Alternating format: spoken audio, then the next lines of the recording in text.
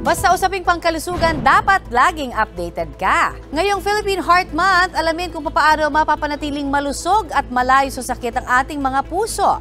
National Cancer Awareness Month ngayong Pebrero. Alamin ang mga early warning sign na dapat bantayan para maiwasan po ang cancer. At Department of Health, pinapaalalahanan ng publiko na mag-ingat laban sa influenza-like illness ngayong malamig ang panahon. Pasadahan po natin ang lahat ng yan sa Pinoy MD Latest Health Updates.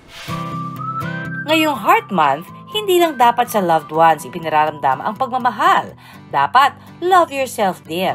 Kaya naman mga kapuso, simulan yan sa pangangalaga ng ating mga puso. Alam niyo ba na ayon sa Philippine Statistics Authority o PSA, ang ischemic heart diseases o sakit sa puso ang nangungunang dahilan ng pagkamatay ng mga Pilipino noong 2023 at 2024?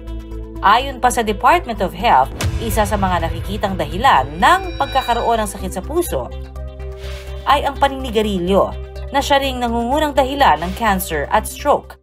Kaya naman, ngayong Philippine Heart Month, paalala ng DOH, itigil na ang paninigarilyo at iba pang mga bisyo. Ugaliin ang pagkain ng tama, mag-exercise, at regular na magpatingin sa mga espesyalista. Tandaan, isa lang ang ating puso. Kaya piliin nating maging malusog para iwas heartache. National Cancer Awareness Month din ngayong Pebrero. Ayon sa PSA, pumapangalawa ang cancer bilang cause of death sa Pilipinas. Ayon sa DOH, ilan sa mga early sign ng cancer ay ang biglaang pagbaba ng timbang, fatigue o ang pagkapagod, lagnat tuwing gabi, pagbubukol sa katawan at di karaniwang pagbabago ng balat.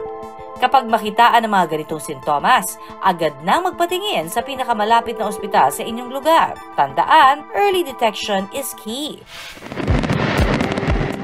Marami sa atin, sinalubong ang bagong taon ng positibo at masaya.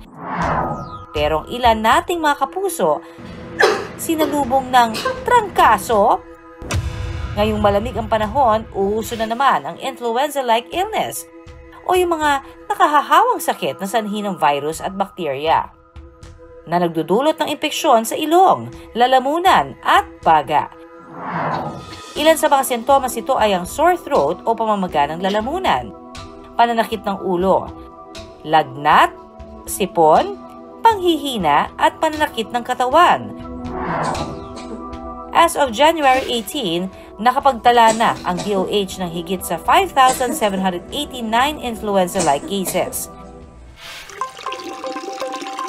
Kaya naman, paalala ng DOH sa publiko, ugaliing maghugas ng kamay, uminom ng 7 hanggang 8 baso ng tubig araw-araw, at siguraduhing may sapat na tulog o mula 6 hanggang 8 oras.